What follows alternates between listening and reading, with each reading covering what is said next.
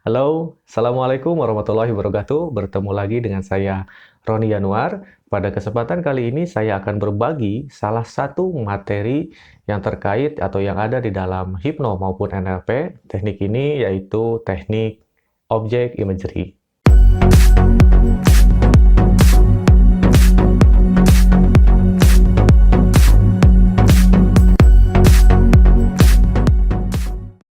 Oke, teman-teman semua, pada kesempatan kali ini, seperti yang tadi saya bilang, saya akan membahas salah satu teknik yang simpel, kemudian sederhana, tapi sebetulnya ketika nanti rekan-rekan aplikasikan di dalam kehidupan nyata, di dalam kehidupan rekan-rekan, ini hasilnya bisa powerful. Nah, manfaat dari teknik object imagery ini nanti bisa mengatasi keluhan-keluhan psikologis, seperti misalnya trauma, merasa kecewa terhadap orang lain, terhadap diri sendiri, atau ada rasa kesal, kemudian juga rasa marah, yang sebetulnya ini sangat mengganggu pikiran dan perasaan kita. Nah, pengertian dari teknik object imagery ini adalah rekan-rekan ya, jadi bagaimana caranya nanti kita mentransformasikan permasalahan yang ada di dalam diri kita ya menjadi sebuah benda ya, atau dalam bahasa sederhananya bisa dikatakan kita membendakan permasalahan kita ya, menjadikannya sebagai sebuah objek. Nah, benda atau objek ini sebetulnya nanti bisa beragam, tergantung dari misalnya kemauan dari rekan-rekan sendiri ya, mengubah permasalahan rekan-rekan menjadi sebuah benda atau objek. Tapi sebelumnya saya akan berikan satu contoh bagi rekan-rekan semua, satu panduan sehingga nanti rekan-rekan akan mudah melakukannya. Nah, contohnya begini rekan-rekan. Misalnya rekan-rekan sekarang ini ada yang sedang mengalami gangguan psikologis atau merasa kesal dan lain sebagainya, ya, atau merasa marah dan lain sebagainya, teman-teman. Nah, yang akan saya contohkan di sini, contohnya begini, rekan-rekan nanti sediakan satu kertas putih, ya, di depan rekan-rekan, selembar kertas putih, 2 lembar, atau bahkan 3 lembar, boleh saja.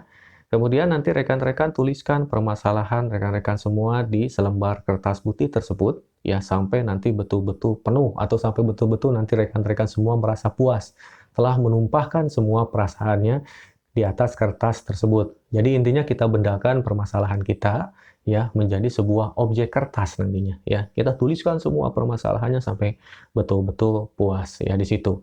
Kemudian langkah yang ketiga, sambil menuliskan nanti teman-teman atau rekan-rekan semua harus membayangkan permasalahannya. Jadi rekan-rekan transferkan ya permasalahan rekan-rekan ke dalam bentuk tulisan yang rekan-rekan simpan di atas kertas putih tersebut. Kemudian langkah yang selanjutnya, rekan-rekan setelah mengimajinasikan, nah rekan-rekan harus merasakan sensasinya di situ. Ini penting juga ya.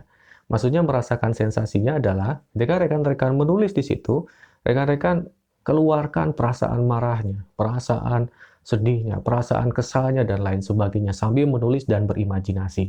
Sehingga nanti bawah sadar kita akan merespon ya rekan-rekan semua. Nah, setelah rekan-rekan mengeluarkan sensasinya, langkah selanjutnya adalah dengan meremasnya, ya. Seolah-olah permasalahan yang ada di depan kita, yang sudah kita curahkan di dalam bentuk tulisan tersebut di atas kertas, kita remas. Sehingga seolah-olah ya semua permasalahannya itu betul-betul mengecil dan dapat kita atasi dengan cara meremasnya, ya. Kemudian setelah meremasnya, langkah yang selanjutnya rekan-rekan bisa membakarnya. Ya, membakarnya. Jadi seolah-olah rekan-rekan semua, teman-teman semua dapat membakar permasalahan rekan-rekan. Sehingga permasalahan yang ada di dalam hati dan pikiran kita nanti seolah-olah dibakar begitu saja, teman-teman. Nah, kemudian hasil dari pembakaran tersebut, rekan-rekan coba lihat apinya, perhatikan, ya, rasakan di dalam hati, ya, rasakan leganya ketika rekan-rekan bisa membakar permasalahan rekan-rekan semua. Pertanyaannya seperti ini, rekan-rekan. Apakah teknik ini nanti bisa efektif untuk mengatasi gangguan-gangguan atau permasalahan-permasalahan psikologis yang tadi saya utarakan? Sebetulnya ini bisa efektif ketika nanti rekan-rekan melakukannya dengan benar, dengan penuh keyakinan, dengan imajinasi yang baik, kemudian juga dengan sensasi yang baik yang rekan-rekan nanti munculkan. Ya, berdasarkan pengalaman-pengalaman saya terhadap klien-klien yang melakukan teknik object imagery yang sederhana ini hasilnya efektif. Tapi sekali lagi di sini butuh keyakinan rekan-rekan dan butuh disiplin rekan-rekan nanti untuk melakukannya secara rutin sampai betul-betul nanti perasaan rekan-rekan plong ya.